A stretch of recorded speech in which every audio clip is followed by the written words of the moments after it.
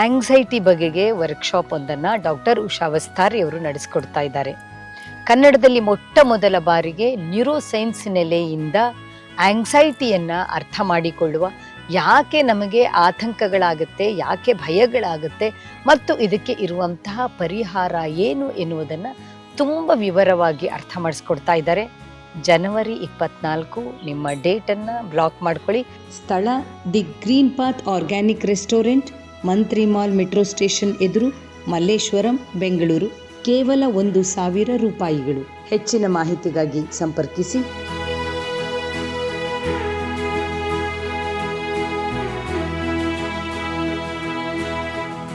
ನಮಸ್ಕಾರ. ಭರವಸೆ ಯೂಟ್ಯೂಬ್ ಚಾನೆಲ್ಗೆ ಸ್ವಾಗತ. ಭರವಸೆ ಕೇವಲ ಚಾನಲ್ ಅಲ್ಲ, ಬದುಕು ಬದಲಾಗುವುದಕ್ಕೆ ತೆರೆದ ಬಾಗಿಲು. ನಮಗೆ ಪ್ರೀತಿ ಪ್ರೇಮ ಅಂದರೆ ನೆನಪಾಗುವಂತಹ ಚಿತ್ರ ಯಾವುದು? ಓ, ರಾಧಾ ಮತ್ತು ಕೃಷ್ಣ. ರಾಧೆ ಮತ್ತು ಕೃಷ್ಣನಂತಹ ಪ್ರೀತಿಗೆ ಪ್ರತೀಕವಾದಂತಹ ಉದಾಹರಣೆಯನ್ನು ನಾವು ಇನ್ನೆಲ್ಲೂ ನೋಡಲಾರೆವು. ಆದರೆ ಅದು ಎಷ್ಟು ವಿಭಿನ್ನವಾದ, ವಿಚಿತ್ರವಾದ ಹಾಗೂ ಸಾಮಾನ್ಯರಾದ ನಮ್ಮ ಊಹೆಗೂ ನಿಲುಕಲಾರದೆ ಹೋದಂತಹ ಪ್ರೇಮ. ಈ ರಾಧಾಕೃಷ್ಣನ ಪ್ರೇಮದ ಬಗೆಗೆ ತಾಟಾಂಬರಿ ಬಾಬಾಜಿಯವರು ಏನು ಹೇಳ್ತಾರೆ ಅದನ್ನೇ ನಾವು ಡಾಕ್ಟರ್ MR ಮಂದಾರವಲ್ಲಿ ಅವರಿಂದ ಕೇಳ್ಕೊಳ್ಳೋಣ. ನಮಸ್ತೆ ಮೇಡಮ್. ನಮಸ್ತೆ ಸುಧಾ. ಬಾಬಾಜಿಯವರು ಪ್ರೀತಿ ಬಗ್ಗೆ ತುಂಬ ಸರಿ ಹೇಳ್ತಾರಲ್ಲ. ನಮ್ಮ ಪ್ರಾಫಿಟ್ ಪ್ಲಸ್ ಪತ್ರಿಕೆಯಲ್ಲಿ ಬಂದಂತಹ ಆಧ್ಯಾತ್ಮದ ಒಡಲಮಣಿ ಅಂಕಣದಲ್ಲಿ ನೀವೇ ತುಂಬ ಸರಿ ಬರೆದಿದ್ದೀರಾ. ಪ್ರೀತಿ ಪ್ರೇಮ ಅಂದಾಗೆಲ್ಲ ಆ ರಾಧೆ ಮತ್ತು ಕೃಷ್ಣನ ಬಗೆಗೆ ಬಾಬಾಜಿಯವರು ಹೇಳೋದು ಅದು ಎಷ್ಟು ವಿಭಿನ್ನವಾದ ನೆಲೆಯಿಂದ ಅರ್ಥ ಮಾಡಿಸ್ತಾರೆ ಅಂದರೆ ಅದನ್ನು ಮತ್ತೆ ಮತ್ತೆ ಓದೋಣ ಅಂತ ನನಗೆ ಅನಿಸ್ತಾ ಇರುವಂಥದ್ದು.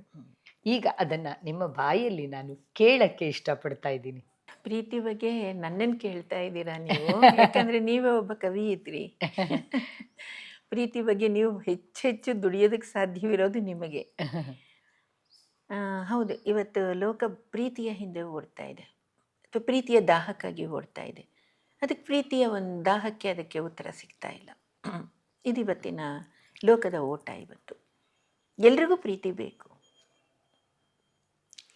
ಹಾಗಿರುವಾಗ ರಾಧಾಕೃಷ್ಣರ ಪ್ರೀತಿಯನ್ನು ಎಲ್ಲರೂ ಕೂಡ ತಗೊಳ್ತಾರೆ, ಎಲ್ಲ ಕಾಲಕ್ಕೂ. ರಾಧಾಕೃಷ್ಣರು ಇದ್ದು ಹೋಗಿ ಒಂದು 5,000 ವರ್ಷ ಮೇಲಾಗಿದ್ದರೂ ಕೂಡ ಇವತ್ತು ಕೂಡ ರಾಧಾಕೃಷ್ಣರ ಒಂದು ಪ್ರೀತಿ ಅಂದರೆ ರಾಧಾಕೃಷ್ಣರೇ ಒಂದು ಉಪಮೆಯಾಗಿ ನಿಂತ್ಕೊಳ್ತಾರೆ. ಇದು ಬಾಬಾಜಿನೂ ಕೂಡ ತುಂಬ ಸಲ ರಾಧಾಕೃಷ್ಣರ ಪ್ರೀತಿ ಬಗ್ಗೆ ಹೇಳ್ತಾರೆ. ಅಂದರೆ ಪ್ರೀತಿ ಅನ್ನೋದೇನಾಗುತ್ತೆ, ಅದೊಂದು ಸ್ಪರ್ಶ, ಅದೊಂದು ಅನುಭವ, ಅದೊಂದು ಸ್ಪೇಸ್. ಇದನ್ನು ನಾವು ಅರ್ಥ ಮಾಡ್ಕೋಬೇಕು. ರಾಧಾಕೃಷ್ಣರ ಪ್ರೀತಿ ಆ ಒಂದು ಫ್ರೇಮಲ್ಲಿ ಕಟ್ಟಲ್ಪಟ್ಟಿದೆ.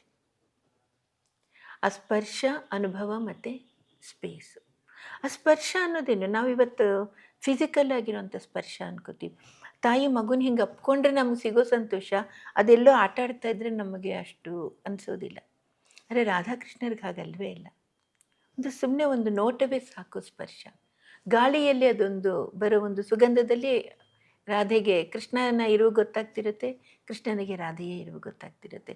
ಅದು ಕಿವಿಗಿರಬಹುದು, ಯಾವುದೋ ಒಂದು ರೀತಿಯ ಒಂದು ಸಣ್ಣ ಹೆಜ್ಜೆ ಅಥವಾ ಗೆಜ್ಜೆಯ ಧ್ವನಿ ಸಾಕು. ಅಂದರೆ ಆ ಸ್ಪರ್ಶ, ಅದು ಕೊಡುವಂತಹ ಅನುಭವ, ಮತ್ತು ಅಲ್ಲಿ ಕೊಡುವಂಥ ಸ್ಪೇಸ್. ಅವಳು ಇಲ್ಲಿಗೆ ಓಡಿ ಬರಬೇಕು ಅಂತ ಇಲ್ಲ, ಅಥವಾ ಅವನು ಅಲ್ಲಿಗೆ ಓಡಿ ಬರಬೇಕು ಅಂತ ಅವಳಿಗೂ ಇಲ್ಲ.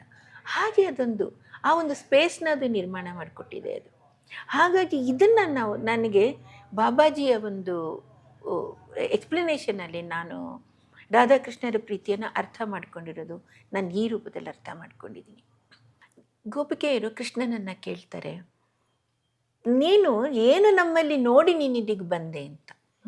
ನಾವೆಲ್ಲ ಹಸುಗಳ ಹಿಂದೆ ಅಲುಕೊಂಡು, ಗೊಲ್ಲತಿಯರು ಗೊಲ್ಲರು, ನಾವೆಲ್ಲ ಹಸುಗಳ ಹಿಂದೆ ಅಲೆಮಾರಿಗಳಂತೆ ಅಲುಕೊಂಡು ಜಾಗಗಳನ್ನು ಬದಲು ಮಾಡಿಕೊಂಡಿರೋಂಥ ಅಲೆಮಾರಿ ಜನಾಂಗದವರು ನಾವು. ಅಲೆಮಾರಿ ಜನಾಂಗದಲ್ಲಿ ನಾವು ಸಿಕ್ಕಿದ್ದನ್ನು ತಿನ್ಕೊಂಡು ಬದುಕುವಂಥವ್ರು. ಒಂದು ವ್ಯವಸ್ಥಿತವಾದ ಬದುಕಲ್ಲ ನಮ್ಮದು. ವ್ಯವಸ್ಥಿತವಾದ ಬದುಕು ಏನೋ ಒಂದು ಯಜ್ಞ ಮಾಡಿದರು, ಹೋಮ ಮಾಡಿದರು, ಹವನ ಮಾಡಿದರು, ಇನ್ನೇನು ಅಂಥದ್ದು ಏನೂ ಅಲ್ಲ ನಮ್ಮದು. ಏನಿದೆ ಅಂತ ನೀನು ನಮ್ಮನ್ನು ಪ್ರೀತಿಸಿದೀಯಾ ಕೃಷ್ಣ ಅಂತ ಕೃಷ್ಣನನ್ನು ಪ್ರಶ್ನೆ ಮಾಡ್ತಾರೆ. ಗೊಲ್ಲತಿಯರು ಕೇಳ್ತಾರೆ. ಅದೇ ಇಲ್ಲಿ ಬಾಬಾಜಿ ನಮ್ಮನ್ನು ಕೇಳ್ತಾರೆ, ನೀನು ಕೃಷ್ಣನನ್ನ ಪ್ರೀತಿ ಮಾಡ್ತೀಯ, ಕೃಷ್ಣ ಪ್ರೀತಿ ನಿನಗೆ ಜಾಸ್ತಿ ಅಂತ ಹೇಳ್ಕೊತಿಯಲ್ಲ ನೀನು. ನೀನು ಕೃಷ್ಣನ ಪ್ರೀತಿಸುವಾಗ ಕೃಷ್ಣ ಏನಾಗಿದ್ದ? ಹ್ಮ್. ಕೃಷ್ಣ ಜಗದ್ವಿಖ್ಯಾತ ಆಗ್ಬಿಟ್ಟಿದ್ದ, ಅವನು ದೇವ್ರಾಗೋಗಿದ್ದ. ದೇವರೇ ಆಗ್ಬಿಟ್ಟ ಅವನು. ಹ್ಮ್. ವಿಶ್ವರೂಪ ದರ್ಶನ ತೋರಿಸ್ಬಿಟ್ಟಿದ್ದ, ಗೀತೆಯನ್ನ ಬೋಧನೆ ಮಾಡಿದ್ದ, ಇಡೀ ಒಂದು ಚಕ್ರ ಹಿಡ್ಕೊಂಡು ರಾಕ್ಷಸರ ಸಂಹಾರಗಳನ್ನೆಲ್ಲ ಮಾಡಿದ್ದ, ಧರ್ಮಕ್ಕಾಗಿ ಆಗ್ಲೇ ಹೀರೋ ಆಗೋಗ್ಬಿಟ್ಟಿದ್ದ. ಎಲ್ಲಾನು ಮಾಡ್ಬಿಟ್ಟಿದ್ದ ಅವನು. ನೀನು ಕೃಷ್ಣನನ್ನ ನೋಡುವಾಗ ಅವನು ದೊಡ್ಡ ಒಂದು ನಾರಾಯಣನ ತರ ನಿಂತ್ಕೊಂಡ್ಬಿಟ್ಟಿದ್ದ. ಆದ್ರೆ ಗೊಲ್ಲತಿಯರು ಅವನನ್ನ ಪ್ರೀತಿಸುವಾಗ ಅವನೇನಾಗಿದ್ದ? ಹ್ಮ್. ಕಪ್ಪಗಿನ ಸಣ್ಣಗಿನ ಒಂದು ಚಿಕ್ಕ ಹುಡುಗ ಅವನು. ಕೈಯಲ್ಲಿ ಒಂದು ಬಿದಿರು ಹಿಡ್ಕೊಂಡ್ಬಿಟ್ಟು ಕುತ್ತಿಗೆನಲ್ಲಿ ಯಾವುದೋ ಒಂದು ಸೊಪ್ಪು ಸದೆಗಳ ಒಂದು ವನಮಾಲಿ ಹಾಕ್ಕೊಂಡು, ತಲೆಗೊಂದು ನವಿಲ್ಗರಿ ಸಿಕ್ಕಿಸ್ಕೊಂಡು ಹಸುಗಳ ಹಿಂದೆ ಓಡಾಡ್ತಾ ಇದ್ದಂಥ ಒಬ್ಬ ಹುಡುಗ ಅವನು. ಗೊಲ್ಲತಿಯರು ಅವನನ್ನು ಏನು ಅಂತ ಪ್ರೀತಿಸಿದ್ರು? ಹ್ಮ್. ಕೃಷ್ಣನಿಗೆ ಗೊಲ್ಲತಿಯರು ಪ್ರಶ್ನೆ ಮಾಡ್ತಾರೆ, ಇದನ್ನ ನೀನು ಓದ್ತೀಯಾ? ಆದರೆ ನಾನು ನಿನಗೆ ಪ್ರಶ್ನೆ ಮಾಡ್ತೀನಿ, ನೀನು ಇದು ಪ್ರೀತಿಸೋವಾಗ ಅವನು ಅಷ್ಟೆತ್ರ ಬೆಳೆದು ಬಿಟ್ಟಿದ್ದ, ಹಾ ಕೃಷ್ಣ ಅಂತನ್ಬಿಟ್ಟು ಹೋಗ್ತೀಯಾ? ಕೇಳಿದ್ದೆಲ್ಲ ವರವನ್ನ ಕೊಡ್ತೀಯಾ ನೀನು? ಹ್ಮ್. ನಾನು ಏನೇನು ಪ್ರಾರ್ಥನೆ ಮಾಡ್ತೀನೋ ಅದೆಲ್ಲ ಕೊಡ್ತೀಯಾ ಅಂದ್ಬಿಟ್ಟು ನೀನು ಹೋಗ್ತೀಯಾ? ಆದರೆ ಗೊಲ್ಲತಿಯರು ಅವನನ್ನು ಪ್ರೀತಿಸಿದ್ರಲ್ಲ, ಅವ್ರ ಉಸಿರಿಗಿಂತ ಜಾಸ್ತಿ ಪ್ರೀತಿಸಿದ್ರಲ್ಲ. ಏನಕ್ಕೆ ಪ್ರೀತಿಸಿದ್ರು ಅವರು? ಅವನೊಂದು ಸ್ಪರ್ಶ, ಅವನೊಂದು ಅನುಭವ, ಅವನೊಂದು ಸ್ಪೇಸ್. ಹ್ಮ್. ಈ ಫ್ರೇಮಲ್ಲಿ ಅರ್ಥ ಮಾಡ್ಕೊಳ್ಳುವಾಗ ರಾಧಾಕೃಷ್ಣರ ಪ್ರೀತಿ ಆ ಫ್ರೇಮಲ್ಲಿ ಅದು ತುಂಬ ಎದ್ದು ಬಿಡುತ್ತೆ. ಹ್ಮ್. ಇದೇ ನಮಗೆ ಗೊತ್ತಿಲ್ಲ ಯಾಕೆ ನಮಗೆ. ಈಗ ಕೃಷ್ಣ ರಾಧೆಯರು ಬೇರೆ, ಆದ್ರ ವಿರಹ ಅನ್ನೋದು ಸಿಕ್ಕಾಪಟ್ಟೆ ರೀತಿ ಅದು ಕವನಗಳಲ್ಲಿ, ಕಥೆಗಳಲ್ಲಿ ಏನೇ ಒಂದು ವಿರಹ ಬಂದರೂ ರಾಧಾಕೃಷ್ಣರ ಒಂದು ವಿರಹವನ್ನ ಬಹಳ ಹೇಳ್ತೀವಿ ಅಂದ್ರೆ ಆ ಪ್ರೀತಿ ನಮ್ಮೊಳಗಡೆನೆ ಬಂದಂಗೆ ಆಗ್ಬಿಟ್ಟಿದೆ. ಅಷ್ಟು ಉತ್ಕಟವಾಗಿ ನಮಗನ್ನಿಸ್ಬಿಡುತ್ತೆ ರಾಧಾಕೃಷ್ಣರ ಪ್ರೀತಿ. ಇನ್ನು ಇವನು ಜಯದೇವ ಅವನ ಅಷ್ಟಪದಿಗಳಲ್ಲಿ, ಗೀತಗೋವಿಂದದಲ್ಲಿ ಅಷ್ಟಪದಿಗಳಲ್ಲಿ ಅದನ್ನು ಹೇಳ್ಕೊಂಡು ಬರ್ತಾನೆ. ಏನಂತ ಹೇಳ್ತಾನೆ ಅವನು ಅಂದರೆ, ಸುಮಾರು ಬರೆದಿದ್ದಾನೆ. ಅದರೊಳಗಡೆ ಸಾವಿರಹೇ ವನಮಾಲಿ ಅನ್ನೋ ಒಂದು ಪ್ರಸಿದ್ಧವಾದ ಅಷ್ಟಪದಿ. ಅದರೊಳಗಡೆ ಅವನು ಹೇಳ್ತಾನೆ, ರಾಧೆಯನ್ನು ಯಾವಾಗಲೂ ಹೇಗೆ ವರ್ಣಿಸ್ತಾರೆ ಅಂದರೆ, ತುಂಬ ಸುಂದರಿ ಅವಳು, ಮತ್ತು ತುಂಬ ಕ್ಲೀನ್ ಅವಳು, ಬಹಳ ಶುದ್ಧವಾದ ಒಂದು ವಸ್ತ್ರಗಳನ್ನು ಅವಳು ಯಾವಾಗಲೂ ಧರಿಸ್ತಾ ಇರ್ತಾಳೆ. ಅಂದರೆ ತುಂಬ ಪ್ಲ್ಯಾಂಡ್ ವೇ ಆಫ್ ಸಿಸ್ಟಮ್ ಅಂತ ಹೇಳ್ತೀವಲ್ಲ, ಆ ರೀತಿ ಅವಳ ಡ್ರೆಸ್ಸಿಂಗ್ ಕೋಡ್ ಎಲ್ಲ ಬರೋದು. ಆಮೇಲೆ ಅವಳು ನಡೆದಾಡುವಾಗೆಲ್ಲ ಒಂದು ಉದ್ಯಾನವನಗಳಲ್ಲಿ ಆ ರೀತಿ ಅವಳು ಓಡಾಡ್ತಾ ಇರ್ತಾಳೆ. ಈ ರೀತಿಯ ಒಂದು ಚಿತ್ರ ಅವಳು ರಾಧೆಯ ಚಿತ್ರ ಕೊಡೋದು. ಇಲ್ಲಿ ಅವನು ಸಾವಿರಹೇ ವನಮಾಲಿ ಹೇಳುವಾಗ ಕೃಷ್ಣನಿಗೆ ಹೇಳ್ತಾನೆ, ನಿನ್ನ ವಿರಹದಲ್ಲಿ ರಾಧೆ ಹೇಗಿದ್ದಾಳೆ ಗೊತ್ತಾ ಕೃಷ್ಣ ಅಂತ ಹೇಳ್ತಾನೆ. ವಹತಿ ವಿಪಿನ ವಿತಾನೆ ತ್ಯಜತಿ ಲಲಿತ ಧಾಮ ಲುಟತಿ ಧರಣಿ ಶಯನೆ ಅಂತ, ಬಹು ವಿಲಪತಿ ತವ ನಾಮ ಅಂತಾನೆ. ಅಂದರೆ ಕೊಳಕಾದ ಬಟ್ಟೆಗಳನ್ನು ಧರಿಸಿದಾಳವಳೀಗ. ವಹತಿ ವಿಪಿನ ವಿತ, ಕೊಳಕಾಗಿರುವಂತಹದಂದರೆ ಪ್ರಜ್ಞೆಯೇ ಇಲ್ಲದಂತೆ ಎಷ್ಟು ಕೊಳಕು ಬಟ್ಟೆನೋ ಅಷ್ಟು ಕೊಳಕು ಬಟ್ಟೆನ ಅವಳು ಧರಿಸಿದಾಳೀಗ. ತ್ಯಜತಿ ಲಲಿತ ಧಾಮ, ಲಲಿತ ಧಾಮವನ್ನು ಬಿಟ್ಟು ಬಿಟ್ಟಿದ್ದಾಳೆ ಅವಳು, ಸುತ್ತುತ್ತಾ ಇದ್ದಾಳೆ ರಸ್ತೆಯಲ್ಲಿ. ಲುಟತಿ ಧರಣಿ ಶಯನೆ, ಭೂಮಿಯ ಶಯನವನ್ನ ಅವಳು ಲೂಟಿ ಮಾಡಿದ್ದಾಳೆ ಅಂತಾನೆ. ಇದೊಂದು ಫ್ರೇಸ್ ಆಗಿ ತಗೊಳ್ತಾರೆ. ಭೂಮಿಯ ಒಂದು ಶಯನವನ್ನ ಲೂಟಿ ಮಾಡಿದ್ದಾಳೆ ಅಂದ್ರೆ, ಯಮುನೆಯ ದಡದಲ್ಲಿ ಭೂಮಿಯನ್ನೇ ಹೊರಳಾಡ್ತಾ ಇದ್ದಾಳು ಅವಳು, ಭೂಮಿ ಎನ್ನುವ ಹಾಸಿಗೆಯನ್ನ ಲೂಟಿ ಮಾಡ್ತಾ ಇದ್ದಾಳವಳು ಅಂತ ಇವನು ಬರೀತಾನೆ. ಬಹು ವಿಲಪತಿ ತವ ನಾಮ, ನಿನ್ನ ಹೆಸರನ್ನ ವಿಲಪಿಸ್ಕೊಂಡು ಕೃಷ್ಣ ಕೃಷ್ಣ ಕೃಷ್ಣ ಅಂದ್ಬಿಟ್ಟವಳು ಹೊರಲಾಡ್ತಾ ಇದ್ದಾಳೆ. ನಿನ್ ನೋಡ್ತಾ ಇದೆಯಲ್ಲ ಕೃಷ್ಣ, ಏನದು ಹಾಗಾದ್ರೆ ಅಂತ ಕೇಳ್ತಾನೆ, ಜಯದೇವ ಕೇಳ್ತಾನೆ. ಅಂದರೆ ಒಳಗಡೆ ಇಷ್ಟು ಆಳವಾಗಿ ರಾಧಾಕೃಷ್ಣರ ಪ್ರೀತಿ ಅವನಿಗೆ ಇಳಿದಿರಬೇಕು. ನೀ ಬಿಟ್ಟು ಹೋಗ್ಬಿಟ್ಟಿಯಲ್ಲ ನೋಡು, ರಾಧೆ ಹಂಗಿದ್ಲೋ ಇಲ್ವೋ ಅಲ್ಲಿ ಹಿಸ್ಟ್ರಿ ಇಲ್ಲ, ವ್ಯಾಸರದನ್ನು ಬರೀಲಿಲ್ಲ. ಆದರೆ ಜನ ಓದಿದವರು, ಒಬ್ಬ ಕವಿಯಾದವನು, ಒಬ್ಬ ಕಥೆಗಾರನಾದವನು, ಒಂದು ಚಿತ್ರವನ್ನು ಬರೆಯೋದಕ್ಕೆ ತಾಕತ್ತಿರೋ ಪ್ರತಿಯೊಬ್ಬರು ಕೂಡ ರಾಧಾಕೃಷ್ಣರನ್ನ ಅವರವರ ಫ್ರೇಮಲ್ಲಿ ಅವ್ರು ಇಟ್ಕೊಳ್ಳೋಕೆ ಸಾಧ್ಯವಾಗುತ್ತೆ. ಈ ಸ್ಪೇಸ್ನ ಕೊಟ್ಟುಬಿಟ್ರು ರಾಧಾಕೃಷ್ಣರ ಪ್ರೀತಿ. ಈ ಸ್ಪೇಸು ನಾವೇನಾದ್ರು ತಗೊಳಕ್ಕೆ ಸಾಧ್ಯವಾದರೆ ನಮ್ಮ ಸಂಬಂಧಗಳಲ್ಲಿ, ನಮ್ಮ ಪ್ರೀತಿಯ ಸಂಬಂಧಗಳಲ್ಲಿ ಇಷ್ಟು ಸ್ಪರ್ಶ, ಇಷ್ಟು ಅನುಭವ, ಇಷ್ಟು ಸ್ಪೇಸ್ನ ನಾವು ಅನುಭವಿಸೋಕ್ಕೆ ಸಾಧ್ಯವಾಗೋದಾದರೆ ನಮ್ಮ ಬದುಕು ಕೂಡ ಆ ಫ್ರೇಮಲ್ಲಿ ಒಂದು ಅದ್ಭುತವಾದ ಒಂದು ಪ್ರಯಾಣ ಆಗ್ಬೋದು. ಇದು ನನಗೆ ಹಾಗನ್ಸುತ್ತೆ ನನಗೆ.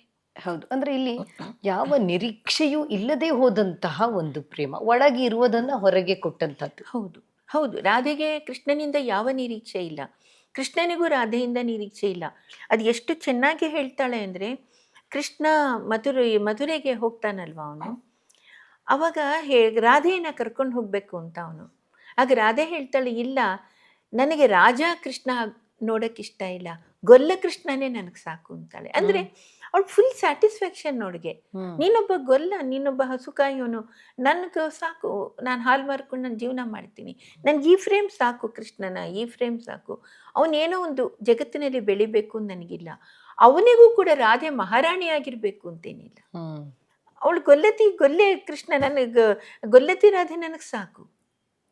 ಅಂದರೆ ಆ ಸ್ಯಾಟಿಸ್ಫ್ಯಾಕ್ಷನ್, ಆ ಸಂತೃಪ್ತಿ, ನಾವು ಒಬ್ಬರನ್ನ ಈ ಫ್ರೇಮಲ್ಲಿ ನಾವು ನೋಡೋದಕ್ಕೆ ಸಾಧ್ಯವಾಗತ್ತೆ, ನನಗೆ ತೃಪ್ತವಾಗತ್ತೆ ಅನ್ನೋದಾದರೆ, ನನಗೆ ಆ ಒಂದು ಸಂತೃಪ್ತಿಯನ್ನು ನಾನು ಅನುಭವಿಸೋದಕ್ಕೆ ಸಾಧ್ಯವಾಗೋದಾದರೆ ಸಾಕಲ್ಲ, ಅದಕ್ಕಿಂತ ಮತ್ತೆ ಇನ್ನೇನು ಬೇಕು? ನಾವು ಎಲ್ಲಿದ್ರೂ ಕೂಡ ಅವ್ರು ಅದೇ ಫ್ರೇಮಲ್ಲಿ ಇರ್ತಾರೆ, ಕರೆಕ್ಟ್. ಅದೇ ಫ್ರೇಮಲ್ಲೇ ನಾವು ಅವ್ರನ್ನ ಅನುಭವಿಸ್ತೀವಿ. ಅಲ್ಲಿ ಫಿಸಿಕಲ್ಲಾಗಿ ನಮಗೆ ದೂರ ಆದ್ವಿ ಹತ್ತಿರ ಆದ್ವಿ ಅನ್ನುವಂತಹ ಯಾವ ಒಂದು ಪ್ರಶ್ನೆಯೂ ಬರಲ್ಲ. ಅದು ಇವತ್ತಿನ ಕಾಲದ ಮಕ್ಕಳಿಗೆ ಇವನ್ ಕೃಷ್ಣ ಯಾಕೆ ಬಿಟ್ಬಿಟ್ಟು ಹೋದ, ರಾಧೆಗೆ ಮೋಸ ಮಾಡ್ದ ಅಲ್ವಾ, ಹಂಗೊಂದು ಬರುತ್ತೆ. ಇನ್ನೊಂದು ಬ್ರೇಕಪ್ ಅಷ್ಟೇನೆ.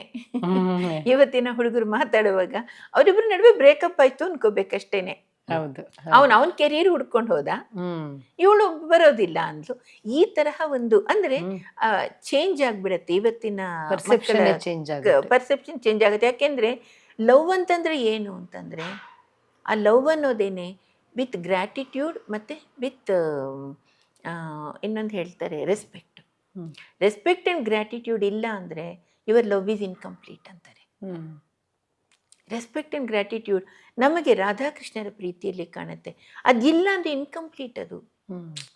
ನಮಗೆ ಈ ಕಂಪ್ಲೀಟ್ನೆಸ್ನ ನನ್ನ ಲವ್ ತಗೋಬೇಕು ಅಂದರೆ ನಾ ರೆಸ್ಪೆಕ್ಟ್ ಆ್ಯಂಡ್ ಗ್ರ್ಯಾಟಿಟ್ಯೂಡ್ನ ನಾನು ಉಳಿಸ್ಕೊಳ್ಳೇಬೇಕು. ಅದು ಇವತ್ತಿನ ಮಕ್ಕಳಿಗೆ ಅದಾಗೋದಿಲ್ಲ, ಕಷ್ಟ ಇದೆ. ಅಥವಾ ಎಷ್ಟೋ ಸಂಸಾರಗಳಲ್ಲಿ ಹಂಗಾಗಿರಬಹುದು. ಅದರಿಂದ ನಾವು ಅದರ ಜೊತೆಗೆ ನನ್ನ ಲವ್ನ ನಾನು ಬೆರೆಸ್ಕೋಬೇಕು. ಅಂದರೆ ಕಾಂಪೊನೆಂಟ್ಸ್ ಆಫ್ ಲವ್ ಅಂತ ನಾವು ತಗೊಳ್ಳೋದಾದರೆ ರೆಸ್ಪೆಕ್ಟು ಮತ್ತು gratitude components of the love. ಅದನ್ನ ಬಿಟ್ಟು ನಾವು ಲವ್ ಇದೆ ಅಥವಾ ನಾನು ತುಂಬ ಪ್ರೀತಿಸ್ತೀನಿ, ನಾನು ನಿನಗೆ ಅವತ್ತೇನೋ ಕೊಟ್ಟನಲ್ಲ, ಇವತ್ತು ನೀನು ನನಗೇನೋ ಕೊಟ್ಟಿಯಲ್ಲ, ಅದಲ್ಲ. ಆ ರೆಸ್ಪೆಕ್ಟ್ ಆ್ಯಂಡ್ ಗ್ರ್ಯಾಟಿಟ್ಯೂಡ್ ಫ್ರೇಮಲ್ಲಿ ನಾವು ಲವ್ನ ಇಟ್ಕೊಂಡಾಗ ನಮಗೆ ಬಹುಶಃ ಪ್ರೀತಿ ಅನ್ನೋದು ಹೆಚ್ಚು ಅರ್ಥ ಆಗುತ್ತೆ. ರಾಧಾಕೃಷ್ಣರ ಪ್ರೀತಿಯನ್ನು ನೋಡಿ ನೋಡಿ ನಮ್ಮೊಳಗಿನ ಪ್ರೀತಿಯನ್ನು ನಾವು ಅನುಭವಿಸೋಕ್ಕೆ ಸಾಧ್ಯ ಆಗುತ್ತೆ. ಖಂಡಿತ ಇಂಥದ್ದೊಂದು ಪ್ರೀತಿ ಬೇಕಾಗಿದೆ.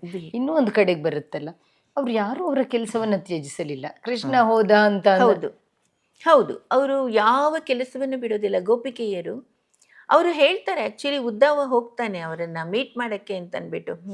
ಅವಾಗ ಅವರು ಇವನು ಹೇಳ್ತಾನೆ ಉದ್ದವ, ಅದೊಂದು ಬಹಳ ಚೆನ್ನಾಗಿದೆ. ಆ ಉದ್ದವ ಹೇಳ್ತಾನೆ ಅವರಿಗೆ, ಕೃಷ್ಣ ನಿಮ್ಮೆಲ್ಲರ ನೆನಪಿನಲ್ಲೇ ಇದ್ದಾನೆ, ನಿಮ್ಮನ್ನೇ ನೆನೆಸ್ಕೋತಾ ಇದ್ದಾನೆ ಹಗಲಿರುಳು ಅಂತ.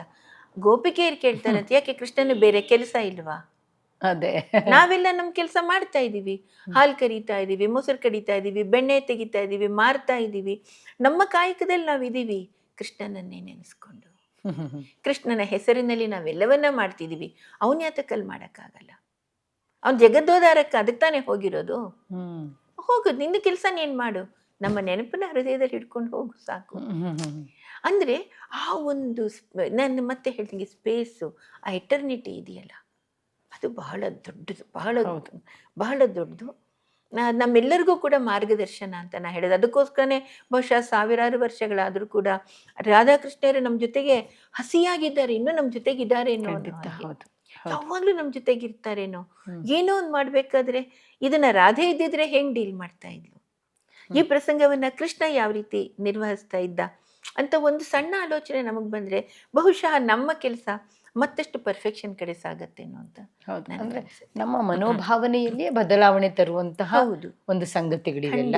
ಖಂಡಿತ ಖಂಡಿತ. ಅಂದ್ರೆ ರಾಧಾಕೃಷ್ಣರ ಪ್ರೇಮವನ್ನ ನಮ್ಮ ಒಳಗೂ ಹುಡುಕಬೇಕು ಅನ್ನುವುದನ್ನೇ ಬಹಳ ಸೊಗಸಾಗಿ ಹೇಳಿದ್ರಿ. ಬಹುಶಃ ನಮ್ಮ ಒಳಗೆ ಅದು ಇಲ್ಲದೆ ಹೋದ್ರೆ ನಾವು ಹೊರಗಡೆ ತೋರಿಸುವ ಯಾವುದು ಕೂಡ ಅರ್ಥವೇ ಇಲ್ಲದೆ ಹೋಗಿ ಬಿಡಬಹುದು.